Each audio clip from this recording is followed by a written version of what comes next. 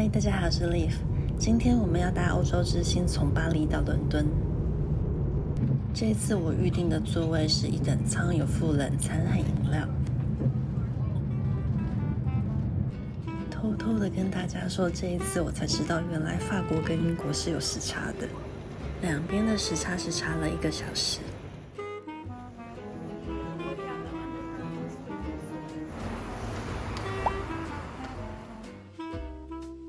搭欧洲之星下来的车站是在这一栋圣潘克拉斯车站。车站的外观好美，巴黎和伦敦的建筑真的完全不一样。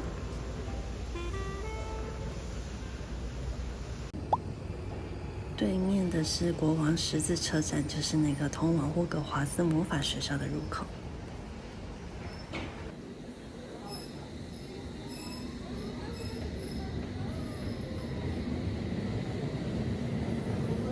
今天的第一站我们要去伦敦塔桥，地铁的进出站都可以用信用卡感应扣款，这点真的是比法国方便太多了。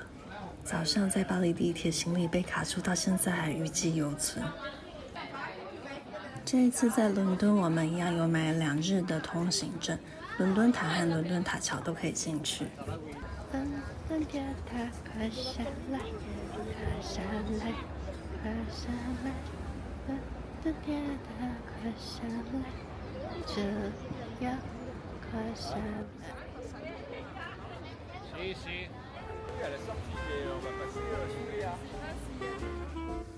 眼前的城堡就是伦敦塔。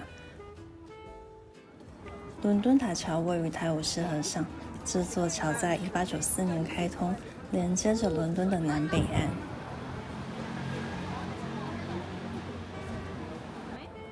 这座桥的外观真的很特别，混搭了古典风格，但塔桥的结构却是现代的。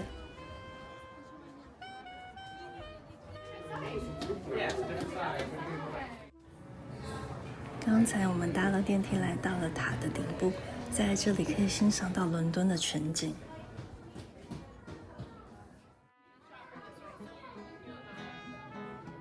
这条就是泰晤士河。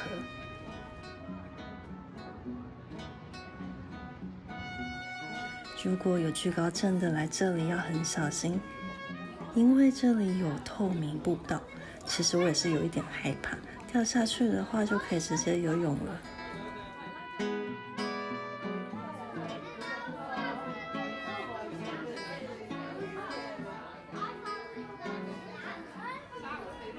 现在来到另一侧的走道，这里的上方还有镜子，好多人躺在这里拍照。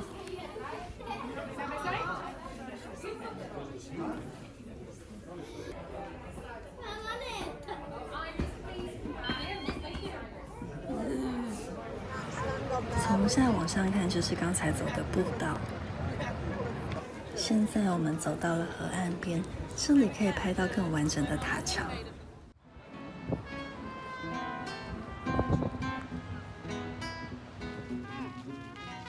河岸边有很多餐厅和餐车，没想到我也在这里吃到了人生最贵的热狗堡。大家猜猜看，这样子要多少钱？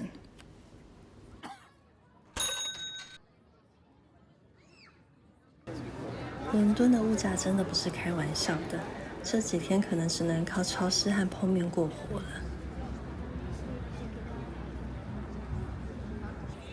伦敦塔是西元1066年诺曼征服时期由征服者威廉所建。这里不但是一座城堡，也记录着血淋淋的英国历史。除了宫殿，还有监狱、刑场、动物园与宝藏库。这一栋是城堡正中央的白塔，主要展出中世纪的兵器与盔甲。可以看到为皇室成员量身定做的盔甲，好难想象以前穿这个怎么打仗啊！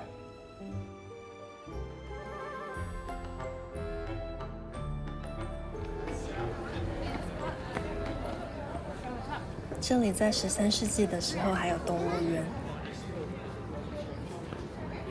还可以看到穿着传统制服的皇家御林军，他们也是导览人员，非常的风趣。内不时还会有话剧的演出，可以看到打扮成中世纪的演员到处穿梭着。现在我们要排队进去看皇家珠宝展，刚好碰上皇家卫兵的换岗交接仪式。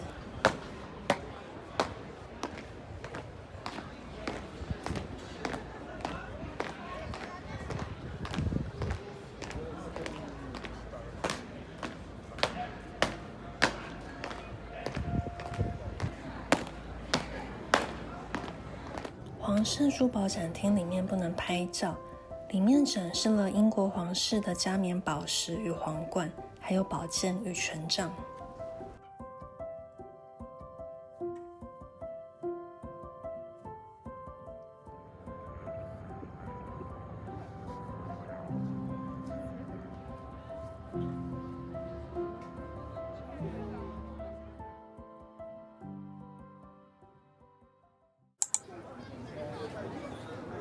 现在我们要搭船前往大笨钟，这一次要搭的船是 Uber Boat， 船票包含在伦敦通行票里面，一天可以无限次搭乘。如果单买一日船票的话，差不多要28英镑。从伦敦塔桥到大笨钟搭船大约是30分钟。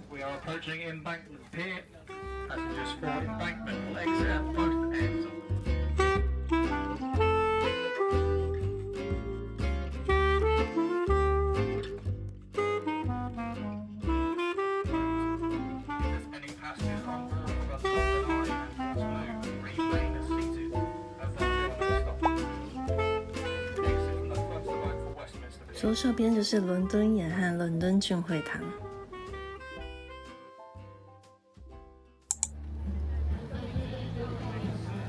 大笨钟正式的名称是伊丽莎白塔。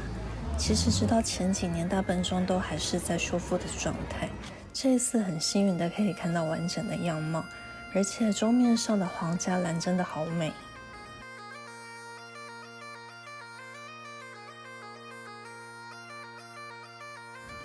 现在我们要去传说中的唐宁街10号，这是英国首相的官邸。原本以为可以看到英国首相出现在新闻上的们，结果什么都看不到。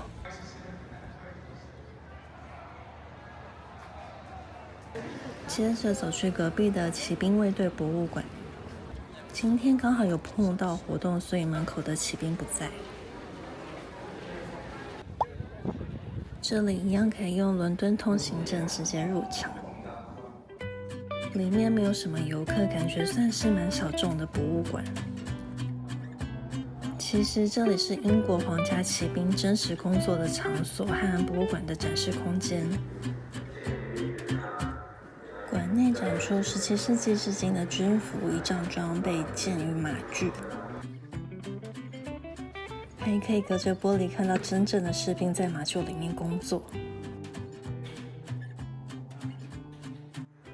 一旁还有各种骑兵穿的军服、头盔可以试戴。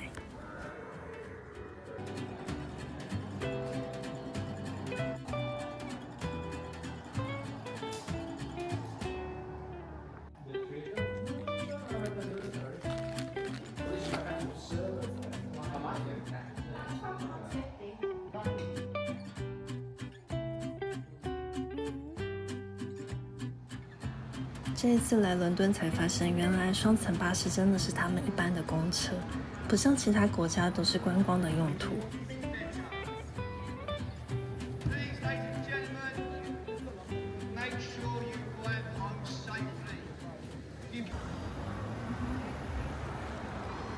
现在我们走回大笨钟旁的国会大厦。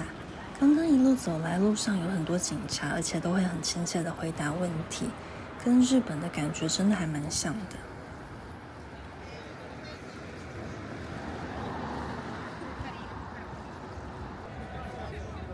在这一区还有一个很重要的景点，就是威斯敏斯特教堂西敏寺。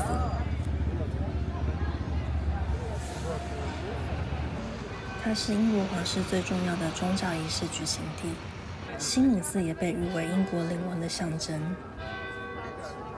科学家如牛顿、达尔文也是在这里长眠。英国女王伊丽莎白二世的加冕礼和国葬，威廉王子和凯特王妃的婚礼都是在这里举行的。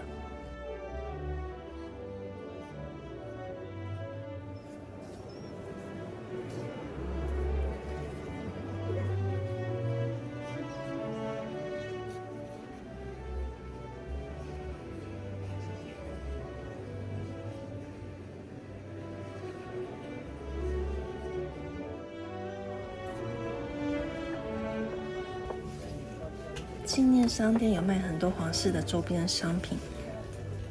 其实我也是前几年看了影集《皇冠》之后，才稍微的认识了一下英国皇室。只能说英国皇室的故事真的很精彩，相比起来日本皇室就真的有一点无聊。现在已经快晚上7点了，我们决定回去饭店前再来搭一次船。虽然才在伦敦待了半天，就可以感受到英国和法国在服务上的差异。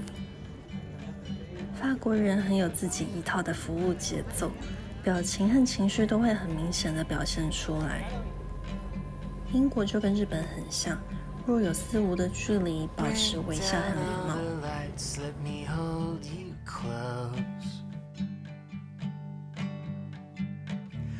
I'm full of loose ends, will you be my road? Waited my whole life, and now I know. 对了，据说在泰晤士河上也可以看到007工作的地方，大家来的时候也可以找一下。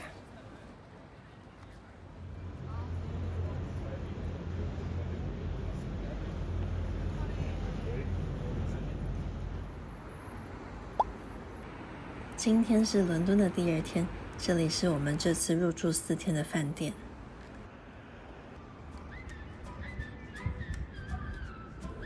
一早先来体验搭伦敦的双层巴士，和地铁一样可以用信用卡感应付款。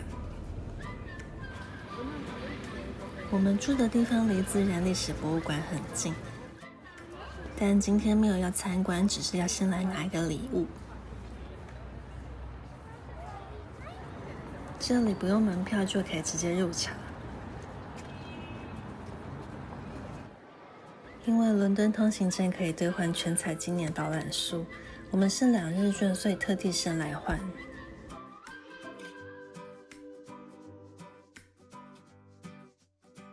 这本导览书印刷非常的精美，很值得收藏。自然历史博物馆的隔壁就是 V&A 博物馆。我们要来这里吃早餐。它是世界上规模最大、馆藏最丰富的装饰艺术博物馆。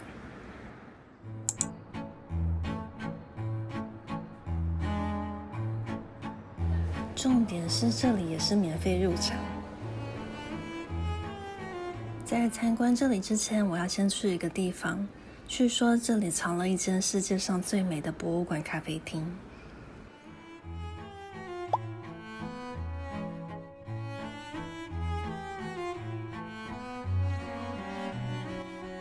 刚刚在门口站了好一阵子都不敢进来，以为需要服务生安排座位才能入座，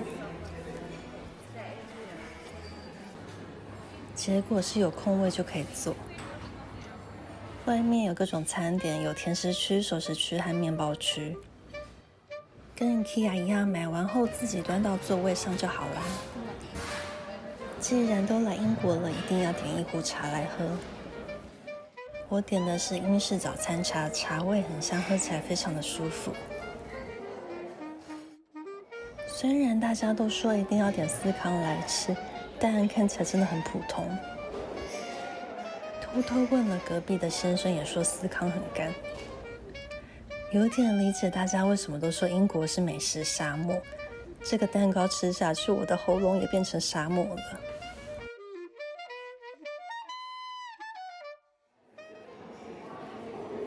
我们还是回来看餐厅的空间设计。这间餐厅是建于1868年，是世界上最早的博物馆咖啡厅之一。可以看到彩绘的瓷砖、金箔的栏杆和精致的壁画，搭配华丽的维多利亚风格天花板，真的很像穿越回19世纪的英国宫廷。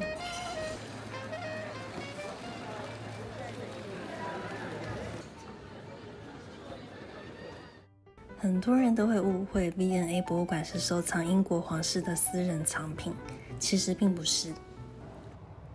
在19世纪的时候，这间博物馆花费巨资从欧洲和亚洲买入文艺复兴的雕塑、陶瓷和珠宝，主要的目的是为了教育，可以提供人民对于设计与艺术的启发。有一部分的藏品是来自于贵族、收藏家和少部分的皇室赠与。虽然 V&A 不是皇室的藏品为主，但拥有大量的英国皇室风格设计的艺术品，因此可以看到皇室生活美学对于设计的影响。这一区收藏了意大利、法国雕塑名作的石膏复制品，也是为了让设计师和学生能够近距离的学习经典艺术。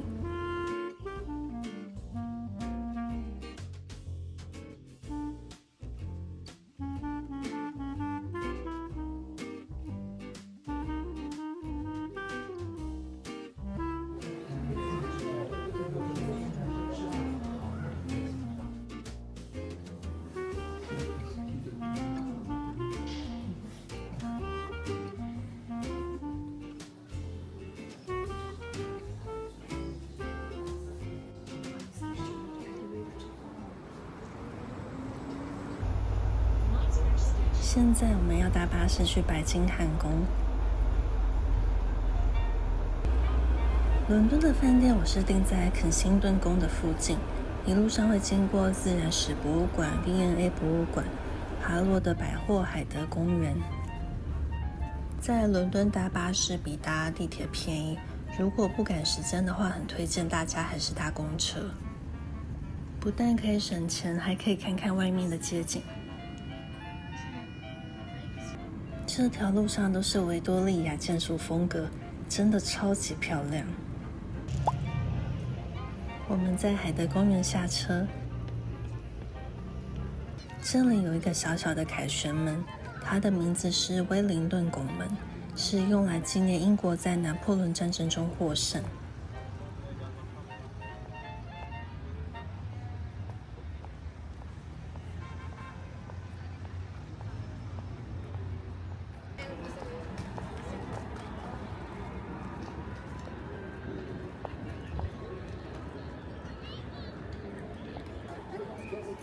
穿过公园就会到白金汉宫。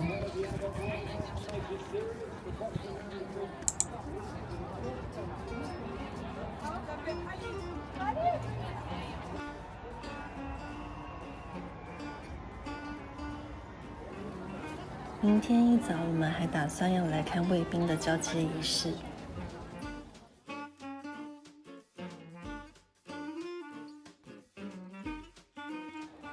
这2天刚好碰上伦敦的马拉松活动，所以好几条路都被封了起来。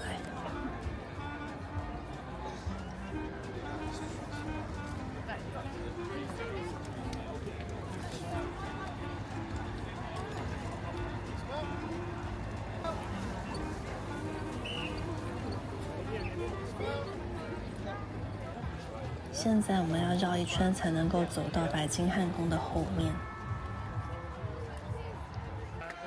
伦敦马拉松的全长是42.2公里，而且还会有很多人变装跑步，感觉世界各地的人都来参加了。在白金汉宫的侧边藏了一间顶级艺术宝库——国王画廊。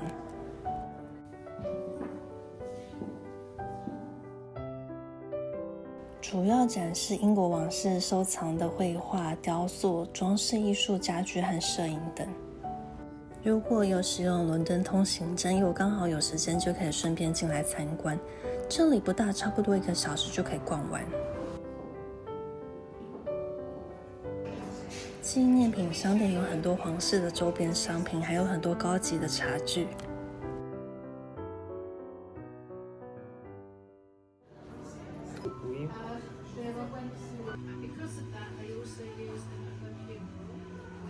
另外还有一个很推荐大家可以来的地方，就是旁边的皇家马厩。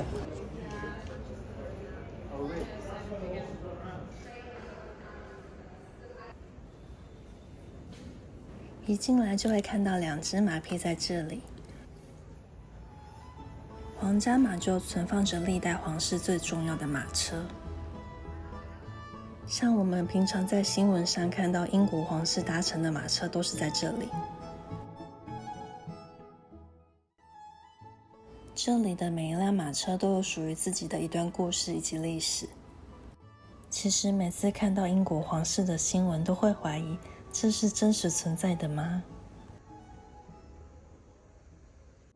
但是现在来到这里，看着这一切，才感受到这一切都是真实的。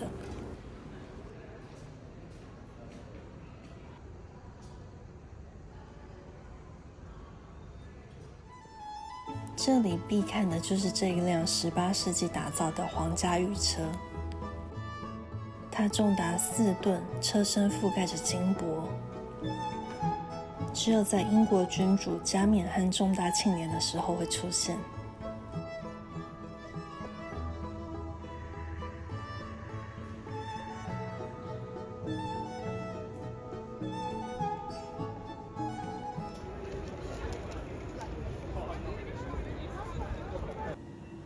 今天下午还有另外一个行程，我们要搭火车去郊区。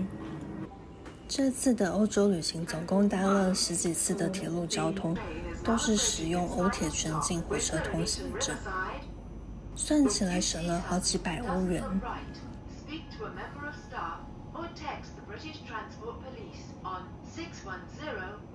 我们现在搭的是南西铁路，要前往温莎城堡。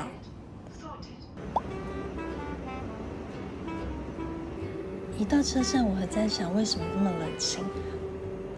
后来查了官网的公告，城堡今天只开放到下午1点。大家到欧洲的景点参观的时候，除了看 Google 地图上的营业时间之外，最好还是再来确认一下官方网站的公告，不然就会像我们一样扑了个空。但既然我们都已经来了，就来逛逛温莎小镇吧。其实从车站出来就能感觉到这里散发着隐隐约约的贵族气息。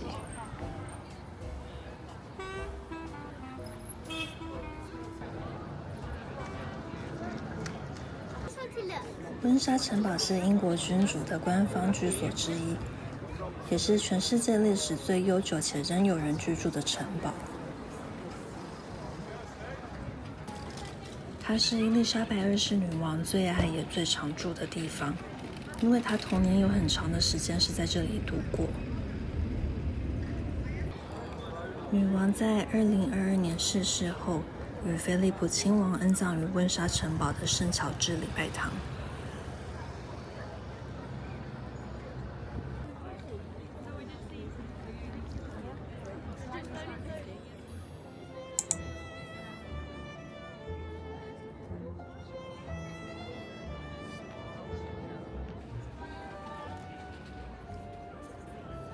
温莎小镇很像一个与世隔绝的童话小镇。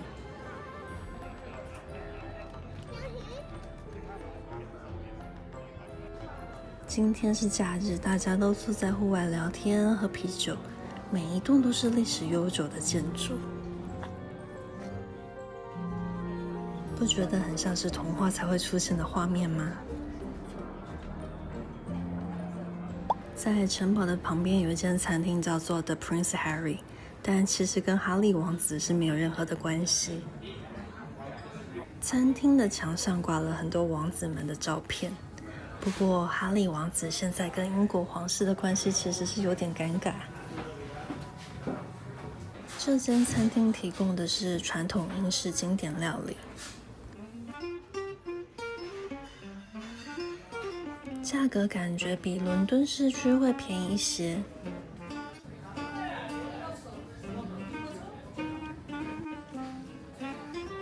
我点了2种不一样的主餐，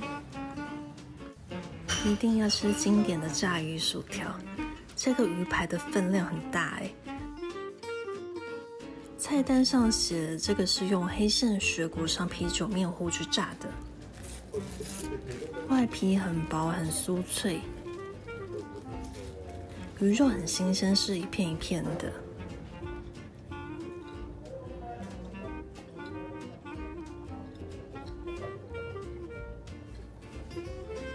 另一个主菜是假日限定的慢烤猪五花，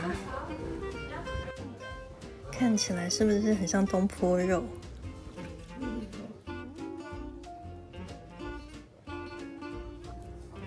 吃起来的味道真的很像东坡肉，现在只差一碗白饭了。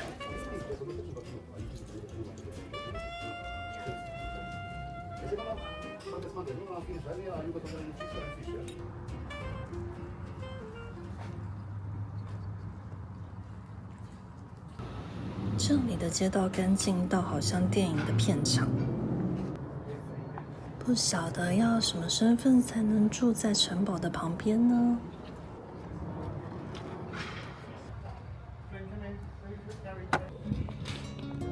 现在我们要走去温莎城堡必看的景点。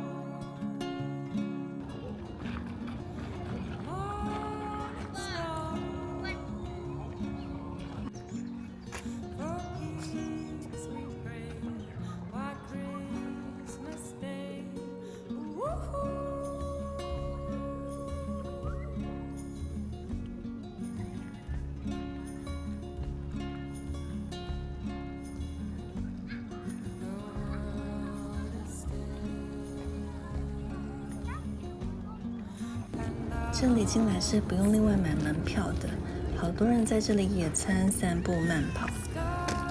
据说走到最后面会有制高点，可以看到城堡的全景。这次时间不够，就只能先回头了。